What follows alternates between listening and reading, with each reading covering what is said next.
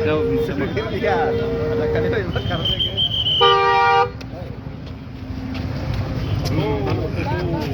Huwag ka nga!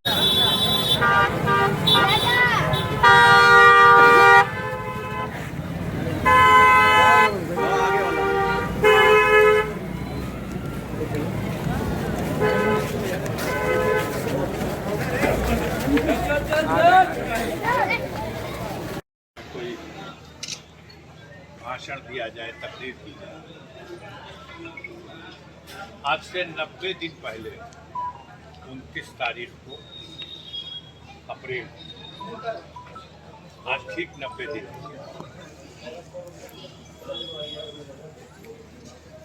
आप लोगों को खबर मिली होगी, मुझे एक मुकदमे में 4 साल की सज़ा का ऐलान हुआ और फिर जेल जाना। अब हाईकोर्ट से जमानत हुई और आज 90 दिन के बाद हम जेल से रिहा हुए हैं। इसमें आप तमाम लोगों की दुआ, गरीबों की बहुत काम आई। ज़रूर मुश्किल हालात थे हमारे जैसे इंसान के लिए, लेकिन सब्र से काम लिया गया। ये इसके पीछे उनका जो मकसद है, जो बेचैनी है, वो आम आदमी भी समझ रहा है। इस मुल्क को आज़ाद हुए तकरीबन 77-78 साल हो गए, लेकिन इस मुल्क में, मुल्क के निर्माण में, मुल्क की तरक्की में, मुल्क की सियासत में और गरीब आवाम की हिमायत में लगातार काम करते रहे। और आज उसका सिला इस तरह से इल्ज़ाम है कि इनकी इतनी दहशत है कि नाजायज़ तरीके से ये जनता से अवैध धन वसूलते हैं। इल्ज़ाम है कि हम कमज़ोर लोगों की ज़मीन और जायदाद को कब्जा कर लेते हैं। हमने, हमारे बाप दादा ने लोगों को बसाया है, उनके सहारा बने हैं, उनकी मदद की है। हमारे ऊपर उल्टा इल्ज़ाम लगाने वाले वो जो पूरी तरह से गरीबों का गला घोटने वाले लोग। कितनी खुशी थी लोगों में, लेकिन वो 29 तारीख साजिश करने वालों की कामयाबी का दिन था और आज 27 तारीख दुआ करने वालों की कामयाबी का दिन है। उनके मंसूबे नाकाम हुए, लड़ाई ख़त्म नहीं हुई। अभी हमें सुप्रीम कोर्ट जाना है और ये लड़ाई सिर्फ मैं नहीं लड़ रहा हूँ।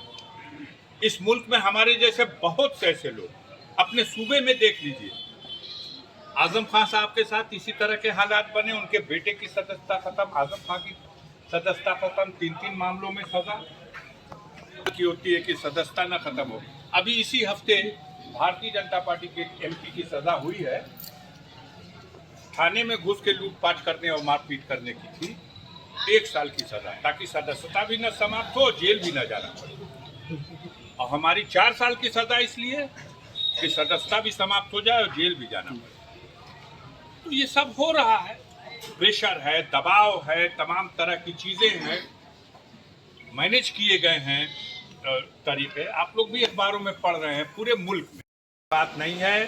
2-4 महीना और ये जालिम हुकूमत में बैठे हुए और उनके लोग जितना जुल्म कर रहे हैं, कुदरत की तरफ से एक विकल्प बन गया है और यकीन मानिए वो विकल्प इनकी नींद हराम कर चुका है। जो एक विकल्प तैयार हुआ विपक्षी दलों का, वो 24 में किसी भी कीमत पर ये लौट के आने वाले नहीं हैं। इनका खात्मा, इनकी हुकूमत का खात्मा होना निश्चित है। अब वो बेचैनी में, इस दौर में जितने लोगों का गला काट गए, तो हम भी अपनी एक कुर्बानी देने को तैयार हैं, कोई बात नहीं है। लड़ाई लड़ा जाएगा, आवाज़ मेरी दबाई नहीं जा सकती। अभी मैं जाऊंगा सुप्रीम कोर्ट। राहुल गांधी की भी जमानत तो मिल गई, लेकिन उनकी सदस्यता समाप्त हो गई क्योंकि सज़ा उनकी 2 साल से ज़्यादा की। आजम खान साहब, अब्दुल्ला खान साहब सज़ा 2 साल और उससे ज़्यादा की होगी, तो सदस्यता भी चली गई और सज़ा पे जमानत होना एक काम है और सज़ा स्टे हो जाना दूसरा आर्डर है। तो वो सज़ा स्टे वाला आर्डर हाई कोर्ट ने नहीं दिया, उसके लिए सुप्रीम कोर्ट हमको भी जाना है। राहुल गांधी गए हुए हैं, उनके 4 तारीख को सुप्रीम कोर्ट में सुनवाई है। अब्दुल्ला खान भी गए हुए हैं, उनके